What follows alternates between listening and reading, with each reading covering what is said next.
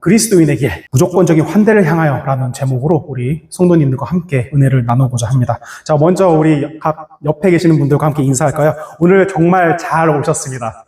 오늘 정말 잘 오셨습니다. 예.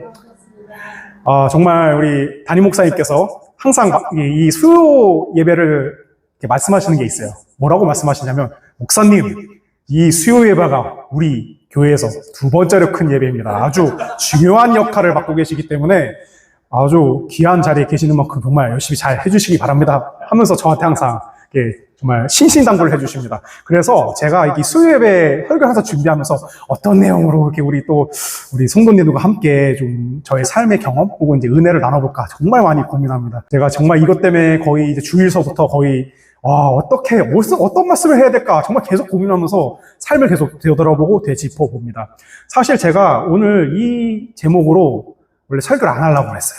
원래는 다른 이제 본문과 이제 제목을 가지고 원래 은혜를 나누고자 했었는데, 사실 제가 최근에 좀 회개할 일이 하나 있었습니다. 사실 제가 아시다시피 저희 담임 목사님과 함께 더불어서 대학원에 다니고 있는데, 또 거기서 제가 나름 회장을 하고 있습니다. 네, 어느 회 회장을 하고 있는데, 그런 가운데 사실 제가 좀 안 좋은 시선이 좀 있었어요. 저희 학교에 외국인 학생들이 좀 있는데, 그들만이 있는 클래스가 따로 있습니다. 근데 그 친구들이 사실 이제, 오면서 정말 학교에서 모든 걸 다 지원해줘요. 등록금이 700만 원이거든요, 거기가. 근데 그 700만 원 등록금도 매 학기마다 2년 이상 지원을 해주고, 또 생활비도 주고, 기타 등등 막 필요한 여러 가지 여건을 지원해주는데, 그러니까 제가 막 멀리서 그들을 지켜봤을 때는 굉장히 막 불만 덩어리였던 거예요. 이렇게 해주는데도 왜 이렇게 자꾸 이렇게 불만을 토로하지? 왜 자꾸 뭘 해달라고 그러지? 하면서 굉장히 좀 안 좋은 시선이 가득했거든요. 실제로 저희들 같은 경우는 이제 그런 장학금 혜택이 그만큼 좋지는 않아요. 그렇기 때문에 굉장히 좀 뭔가 배부른 소리를 한다라고 스스로 생각하면서 제가 2019년서부터 대학원 생활을 했는데 계속 쭉 살아왔던 것 같아요, 대학원에서. 근데 얼마 전에 안 좋은 일이 있었어요. 그 가운데서 어떤 베트남 출신 학생 한 명이 갑자기 쓰러져가지고 응급실에 가게 된 겁니다. 근데 그 응급실에 가는 과정에서 전 당연히 이제 학교에서 다 모든 걸 대주기 때문에 우리가 딱히 걱정할 필요가 있어? 병원비 우리가 걱정할 필요가 있어? 라고 했는데, 알고 보니까 그 친구들이 한 달에 지원을 받는 생활비가 20만 원인데 지금 아시다시피 우리 물가가 꽤나 비싸지 않습니까? 20만 원 같은 한 달을 못 살아요. 그렇다고 뭐 밥을 주냐? 아니에요. 그 돈 안에서 다 해결해야 돼요. 근데 거기에서 다쳤습니다. 응급실까지 갔습니다. 병원비가 없대요. 알고 보니까 이제 그 친구가 오긴 왔는데 그거를 오롯이 자기 생활비로 쓰는 게 아니라 또 그 중에 절반을 가족한테 보낸다고 합니다. 제가 그 얘기를 듣고 제가 정말 하나님께 너무 죄송하고 회개를 했습니다. 아니말로 제가 정말 제 스스로 저의 삶을 통해서 주님의 은혜를 저의 사역을 통해서 증거하겠다고 제가 항상 외치고 다니는데, 그런 가정에서 제가 거리 노숙인도 만나고 장애인분들도 만나고 그렇습니다. 그들 가운데서 나름대로 이제 환대의 그런 마음을 품고 살아간다고 저는 생각을 했는데, 막상 이제 그런 학생이 바로 앞에 있었는데도 제 스스로가 환대하지 못하고 시기 질투 속에 있었습니다. 정말 말 그대로 정말 형식적인 환대만 있었다라는 걸 제 스스로 깨닫게 되면서 스스로 정말 회개하고 정말 반성하는 마음으로 이제 그 학생이 정말 그 병원 치료를 받는 데 있어서 정말 걱정을 하지 않도록 제가 그 시간을 좀 빌어서 좀 여러 가지 이제 여러 군데에 좀 제가 도움을 요청을 해서 간신히 이제 병원비도 해결하고 지금도 건강하게 지금 잘 다니고 있는데, 병이 큰 병이 아니었어요. 그래갖고 좀 잘 다니고 있는데, 제가 그 뒤로 좀 깨달음가 많아졌습니다. 그 가운데서 사실 이 제목으로 제가 우리 성도 여러분들께 은혜로운 말씀을 전하게 된 것 같습니다. 그래서 지금 우리가 이렇게 사실 항상 우리가 스스로가 다른 사람을 환대한다고 생각하지만, 지금의 저처럼 사실 그렇지 않은 경우가 굉장히 많습니다, 생각보다. 그래서 좀 다음 좀 넘겨주시겠습니까? 네. 이게 뭐냐면요, 이게 되게 꼬부랑꼬부랑 글자인데, 이게 이제 히브리어고, 샬롬이라고 있습니다, 샬롬. 네. 샬롬이라고 있고, 샬롬이란 말 아마 많이 들어보셨을 겁니다. 뭐, 인사할 때 의뢰 나누시죠? 샬롬, 잘 지내셨어요? 네. 이런 식으로 저희 나누시죠? 이게 샬롬이, 안녕하세요라는 뜻도 있고, 실제로 안녕하세요. 그리고 헤어질 때는 잘 가세요 이런 뜻도 같이 통용되고 있는 히브리어입니다. 지금 글자 밑에 보시면 이렇게 거꾸로 이렇게 우 표시되어 있는 거는 이제 모음이고요. 지금 이거는 고대 히브리어이기 때문에 이렇게 표시가 되어 있는 건데, 현대 히브리어에서는 이렇게 표시도 안 돼 있어가지고 외워야 돼요, 통으로. 근데 하지만 지금 제가 그걸 말하는 게 아니고 이 샬롬이라는 의미에 대해서 좀 먼저 알아볼까 합니다. 먼저 환영한다는 의미가 가장 사전적인 의미입니다, 사실. 근데 그 외에 다른 의미도 있어요. 평화라는 의미의 그런 의미도 좀 갖고 있는 단어라고 할 수 있습니다. 그래서 그러한 뜻을 좀 살펴보면은 사실 뭐 안녕하세요, 평화, 오케이. 알겠는데 그게 이게 이 환대랑 무슨 상관인데? 라고 물어보실 수 있습니다. 사실 우리가 평화라는 관점에서 이 샬롬이라는 단어를 살펴봤을 때 이렇게 생각하셔야 됩니다. 사실 평화라는 게 그냥 내가 그냥 얌전히 있는다고 평화가 이루어지지는 않지 않습니까? 그렇죠? 가령 그렇게 생각해 보겠습니다. 제가 우리 담임 목사님과 싸웠습니다. 그럼 제가 가만히 있으면 평화로워지겠습니까? 물론 평화로우십니다. 근데, 그런 게 아니고, 사실 서로가 서로에게 뭔가 이제 인정하고, 다가가고, 뭔가 이제 용서를 하고 그 사과한 거를 받아주는 그런 게 필요한 거죠. 그것이 사실 평화의 기본적인 자세라고 할 수 있습니다.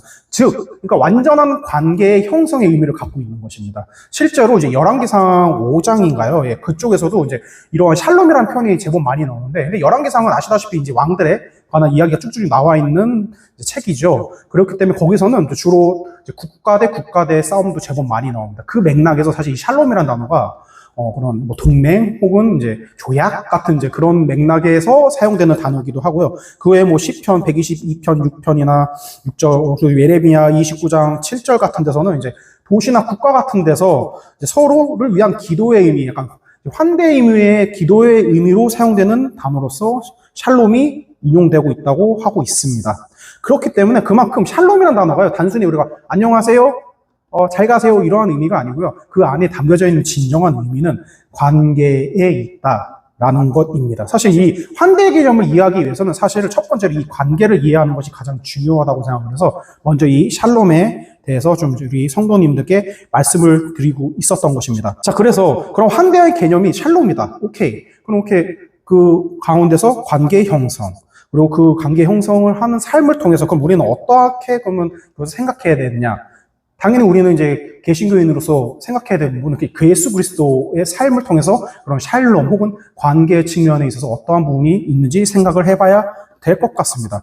그래서 우리는 이제 그리스도를 믿는 그리스도인의 삶 중에서 이제 그가 갖고 있었던 대표적인 성품이죠. 이제 그것이 저는 환대라고 보고 있습니다. 그래서 그 환대에 관해서 오늘 본문 말씀인 이제 로마서 12장 12절로서부터 15절 말씀을 통해 세 가지로 설명하는 부분인데 그거에 대해서 오늘 우리 성도님들과 나눠보고자 합니다. 그래서 첫 번째, 소망으로 시작되는 환대입니다. 네. 12절 말씀을 다시 한번 읽어보겠습니다. 아마 이어서 있을 겁니다. 예. 시작. 소망 중에 즐거워하며 환난 중에 참으며 기도에 항상 힘쓰며. 네. 여기서 첫 번째 대지에서 나오는 결론부터 일단 말씀드리겠습니다. 첫 번째 대지의 결론은요, 환대는 내면의 여유로부터 시작된다는 말을 좀 이 구절을 통해서 좀 말씀을 드리고 싶었습니다. 이게 무슨 말이냐면 사실 이제 불안에 휩싸이거나 뭔가 다른 요소에 의해서 내가 뭔가에 집중하지 못할 때, 온전히 집중하지 못하고 있었을 때, 그럴 때의 나의 상태는 사실 그 누구도 맞이할 수가 없습니다. 예, 환대의 조건이 될 수가 없는 거죠. 내가 온전치 못한데 어떻게 누가 누굴 맞이합니까? 아닌 말로 우리말로 이제 우리나라 속담으로 그런 말이 있죠. 내 목구멍이 포도청입니다. 라는 말이 아마 여기에 속할 것이라고 저는 보고 있습니다. 그렇기 때문에 로마서에서는 이제 바울이 이제 말하는 그런 표현들이 있습니다. 성도들의 내면에 관해서 정확히 표현하는 부분이 있는데 말씀을 드리자면은 소망 중에 즐거워하며 라는 말씀이 있습니다. 그 말씀을 통해서 우리의 기쁨이 결코 이제 현실적인 것에서부터 시작될 수 없다라는 것을 이제 우리 바울 사도께서는 말씀을 하고 있는 겁니다. 사실 우리가 마음이 편해지기 위해서는 굉장히 뭐 세상적인 거 많죠. 뭐 돈이 있으면 좋을 것이고 아니면 뭐 애인이 있으면 좋을 것이고 아니면 뭐 가족이 생겨가지고 뭔가 내가 기댈 곳이 있으면 좋고 물론 그것도 당연히 있으면 좋겠습니다. 하지만 우리는 그리스도인으로서 사실 그런 그리스도가 갖고 있는 환대의 마음을 갖기 위한 그런 여유의 조건은 사실 소망을 갖는 것입니다. 그 소망은 사실 우리가 그렇게 현상적으로 딱 보이는 것에 대한 그런 만족이 아닙니다. 그런 현실적인 조건을 뛰어넘는 그 무언가를 말하는 겁니다. 그러면 그 소망이 과연 무엇일까요? 당연히 하나님을 향한 그 소망을 말하는 것입니다. 즉, 이제 하나님을 믿고 주님을 믿는 것을 통해서 이제 얻을 수 있는 그 소망만이 그 환대로 갈 수 있는 첫 번째 지름길이라고 저는 말씀드리고 싶습니다. 환난 중에 참으며 라는 또 편이 이어서 나오고 있습니다. 이제 이 말은 뭐냐면, 이제 환대를 하는 과정에 있어서 사실 내가 가령 우리 성현전도사를 위해서 뭔가를 이렇게 베풀었는데 그걸 통해서 나한테 이득이 온다면 참 좋습니다. 좋겠지만 사실 이제 이런 이제 뭔가 베푸는 과정에 있어서 내가 스스로 이렇게 뭔가 받을 수 있는 게 거의 제한적입니다. 못 받는다고 봐도 무방하고 심지어 손해에 이르기까지 합니다. 그러나 이제 이런 말이 또 로마서에 똑같이 나옵니다. 인내는 연단을, 연단은 소망을 이루게 한다. 라는 말씀이 있습니다. 그래서 여기서 인내함은 나를 이제 주님으로 향한 소망으로 인도함과 동시에 그 소망을 위한 기도를 들으시는 주님으로 나 스스로 향하게 한다는 것입니다.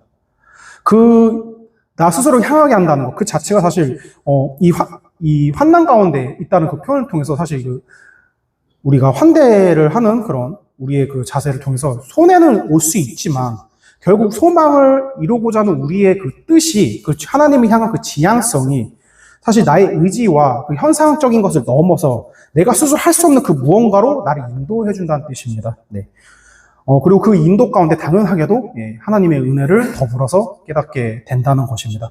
그 은혜는 나를 넘어서는 타인을 향한 은혜도 해당이 됩니다. 그리고 타인을 용납할 수 있는 은혜도 되는 것입니다. 그렇게 우리는 손해를 입음에도 불구하고 그런 것을 뛰어넘어서 소망으로서 이제 환대를 시작할 수 있다라는 것입니다. 그렇게 이제 소망으로서 그리고 환난을 인내함으로써 결국 우리는 그 다음에 어떠한 관계를 가냐면 두 번째, 환대는 경계를 넘게 한다는 것입니다. 경계를 넘는 환대. 너무나 지극히 당연한 이야기라고 할 수 있습니다. 사실 여기서 잠깐 딴 데로 좀 세자면은 사실 이 환대라는 개념은 정확히 이제 성경에는 나와 있지 않은 개념이에요. 사실은 이거는 이제 우리가 성경 속에서 보는 예수 그리스도의 동생의 삶에서 보여줬던 그 여러 가지 모습을 통해서 유추한 하나의 그리스도의 성품이라고 저희는 이제 보고 있습니다. 물론 어떤 레비나스라고 하는 철학자는 그거를 하나님의 성품이라고 표현하고 하지만 사실 그 너머가 아니라 우리 지금 바라보고 있는 우리 성도님들 그리고 성도님께서 바라보신 저 너머에 내가 알 수 없는 그 무언가의 그 인식 너머에 내가 알 수 없음을 인정하면서 우리가 각각 독립적인 그런 개체로서 독립적인 사람으로서의 그런 존재성을 인정하는 그런 것도 사실 환대 개념이라고 레비나스라는 사람을 그렇게 설명을 하고 있습니다. 아마 우리 담임 목사님께서는 아주 징하게 들으셨을 거예요, 이 이야기를. 그래서 저는 이 이야기를 통해서 사실 이 경계를 넘는다 말하는 것은 결국은 사자를 환대하는 진정한 의미로 넘어간다는 이야기입니다. 여기서 우리가는 뭔가 환영한다는 의미, 뭔가를 베풀어준다는 의미가 여기서 아마 나올 것입니다. 자, 그래서 한번 말씀을 좀 계속 보면은 성도들의 쓸 것을 공급하며 손 대접하기를 힘쓰라. 너희를 박해하는 자를 축복하라. 축복하고 저주하지 말라. 라는 말씀이 있습니다. 네, 여기서 환대는 단지 손님을 그런 우리가 개인적인 사적인 차원에서 환영하는 그런 차원의 것이 아니라는 것을 이 말씀을 통해서도 충분히 알 수 있습니다. 첫 번째로 한번 알아볼까요? 성도들의 쓸 것을 공급하며 라는 말씀이 있습니다. 네.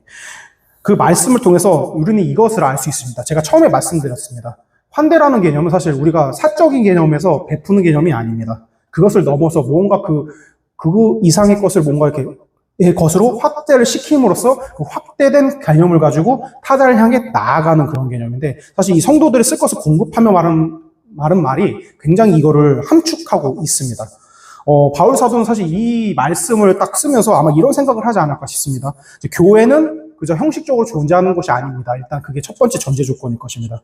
그리고 그 교회 안에 있는 성도들, 그 성도들 자체의 그런 존재성 자체를 몸이란 표현을 통해서 되게 유기적인 그런 존재라고 또 인정하고 있습니다. 그것이 두 번째 조건이 될 것입니다. 그래서 이 두 가지 조건을 통해서 로마서 12장 4절에서 5절까지 말씀에서 바울은 이렇게 말하고 있습니다.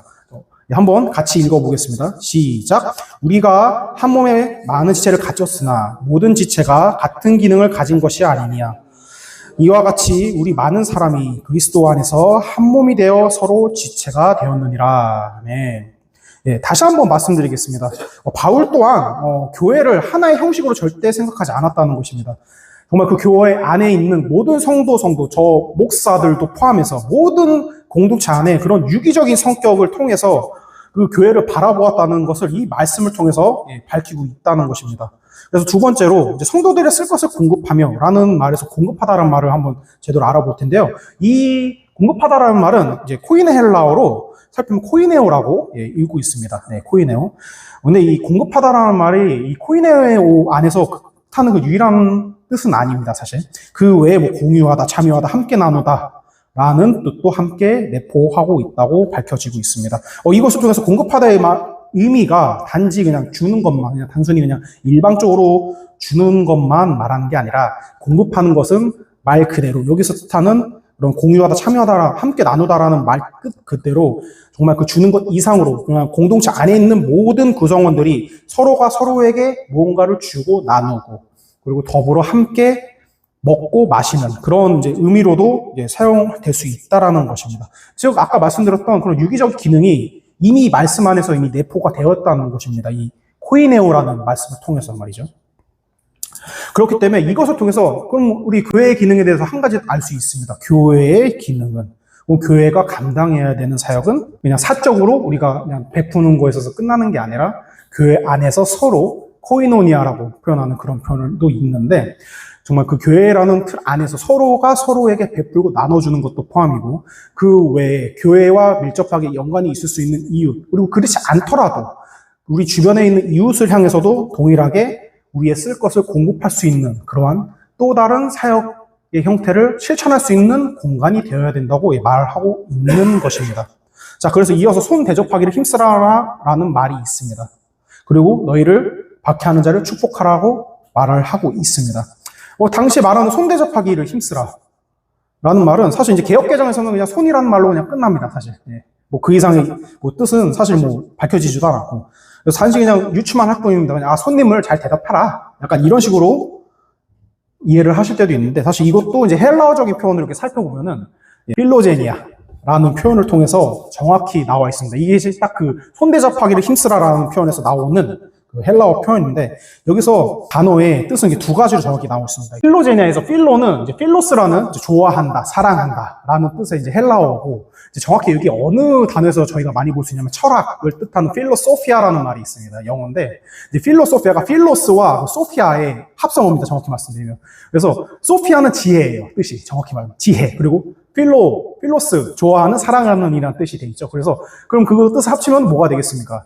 지혜를 사랑하는 이란 뜻의 그런 단어가 되는데 직역을 하면은 근데 그것을 이제 통틀어서 철학이라고 우리가 지금 현대에서 표현하고 있는 그런 단어입니다. 그래서 필로스라는 단어는 되게 좋아하고 사랑하는 그런 뜻이 있고요. 두 번째로 제노스라는 단어는 정확히 말씀드리면 이런 식으로 이방인, 또 외국인, 나그네 정말 이러한 약간 우리 이외 다른 모든 타자들을 약간 총칭하는 그런 의미로 사용되고 있는 단어입니다. 그래서 이 두 가지 합성어입니다, 정확히. 그래서 이 단어를 통해서 알 수 있는 부분은 손 대접하기를 힘쓰라 라는 말은 결국은 우리가 나그네를 사랑하면서 그들을 대접해라 라는 뜻입니다, 결국은. 그냥 우리가 알고 있는 그냥 제가 성현전도사 정말 너무 잘 알고 있는데 우리 성현전도사한테만 잘해주라는 얘기 아닙니다. 한정훈 담임 목사님한테만 잘해주라는 얘기 아닙니다. 여기 안 계시는 제 3의 인물에게도 잘 해주자.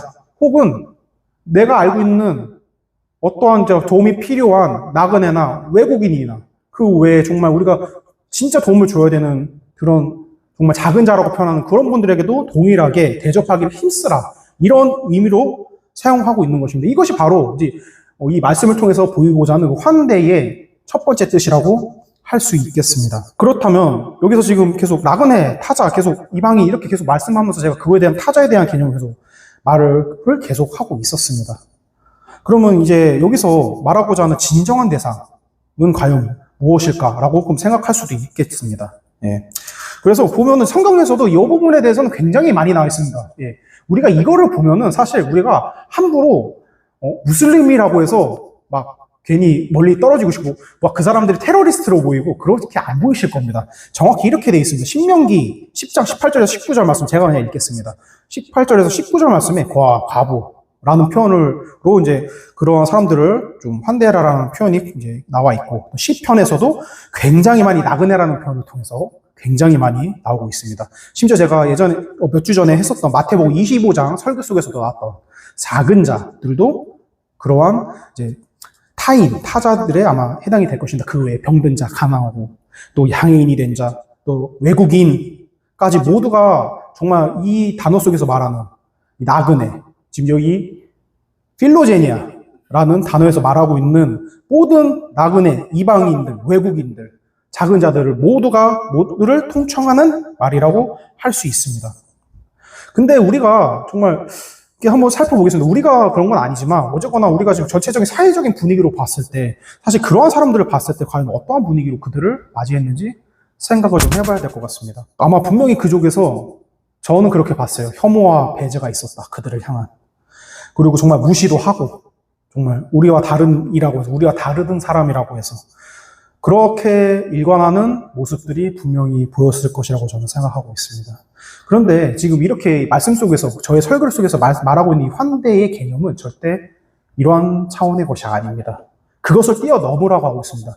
이 두 번째 대지의 제목처럼 경계를 넘으라고 말을 하고 있습니다. 이렇게 진정한 그리스도인의 길은 이러한 사람들과 함께하는 삶을 살아가는 것입니다. 즉 모든 이들을 환대하는 삶을 살아가는 것입니다. 이것이 예수 그리스도께서 살아온 삶이라고 저는 생각하고 있고 그리고 그렇게 살아가셨습니다. 예수 그리스도께서. 그래서 출애굽기 22장 21절에서도 하나님께서 직접 말씀하고 계십니다. 너희는 이방 나그네라 압제하지 말아라.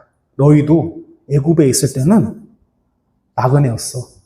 그러니까 너희는 그럴 자격이 없어. 라고 말을 하고 있습니다. 그건 우리에게도 똑같습니다.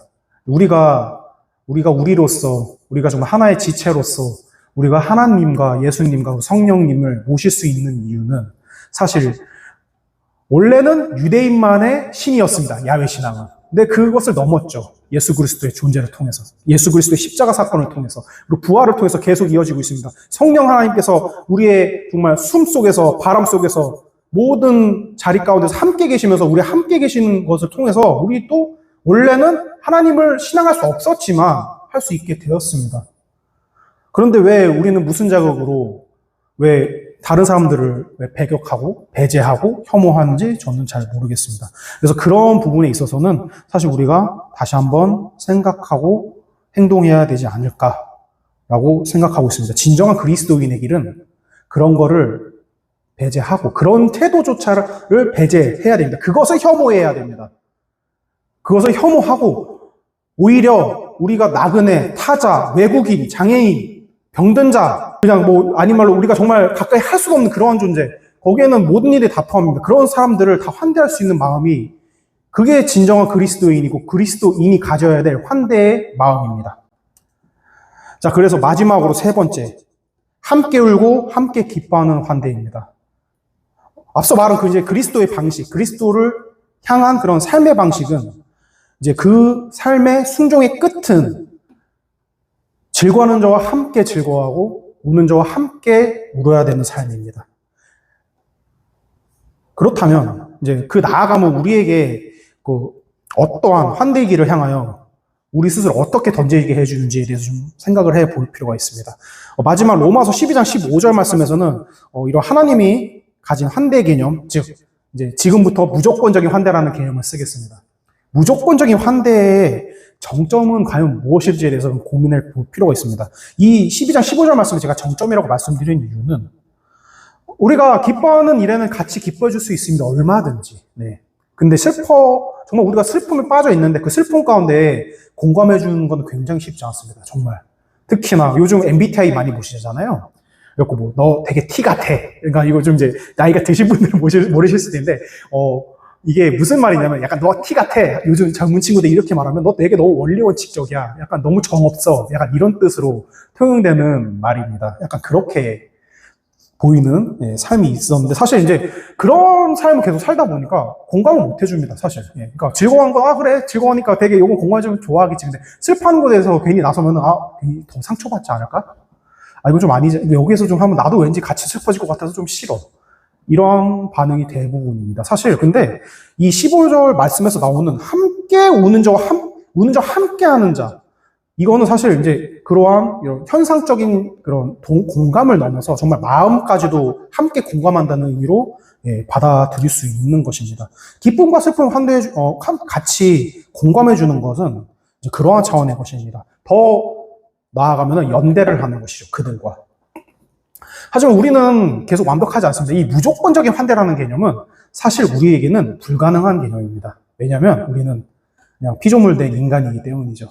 사실 이 무조건적이라는 이 단어 자체도 사실 우리에게 합당하지 않습니다. 우리가 그것을 모두 가지지 않고 받아들이기에는 우리가 너무 많이 부족해요. 우리는 하나님처럼 전지전능 무소부지하지 않습니다.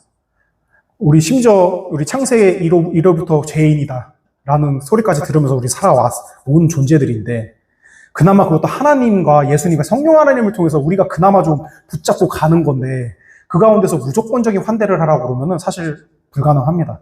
하지만 적어도 나아갈 수는 있습니다. 그러니까 저는 이렇게 되십시오 라고 과감하게 선포는 하지 않습니다. 나아갈 수는 있습니다. 우리가 부족하지만 그 부족함을 인정하고 주님 앞에서 예수 그리스도의 이름으로 나아갈 때 그 부족함조차도 채워주시는 분을 통해서 모든 것을 합력하여 선을 이루듯이 우리의 나아감을 통해서, 우리의 용기를 통해서 분명히 예수 그리스도의 그런 선한 영향력이 함께 우리 타자와 타인을 향해서 함께 미칠 수 있을 것이라고 저는 믿고 있습니다. 근데 제가 완벽하지 않다는 이유를 항상 말할 때 그런 걸 항상 얘기로 듭니다. 그 사촌이 땅을 사면 배가 아프다는 표현이 있습니다. 네. 그렇듯 정말 우리는 너무 연약해요. 예. 그리고 정말 시기 질투가 너무 심합니다. 우리 성경 안에서도 굉장히 많은 사건들이 있었습니다. 계속 그거 가지고 넘어지고, 결국 우리 하나님께서 뭐 벌하실 때도 있지만 그래도 그것을 통해서 좀 더 큰 통찰을 얻게도 하게 해주십니다. 그리고 그것을 통해서 더 큰 조회종으로 쓰임받는 또 존재들도 있죠. 가령 다윗처럼. 근데 하지만 우리가 결국 나아갈 거는 그들과의 공감입니다. 그 공감이 없다면 사실 그것도 이해를 할 수 없습니다. 그러니까 공감하시는 하나님이라는 또 개념이 있습니다.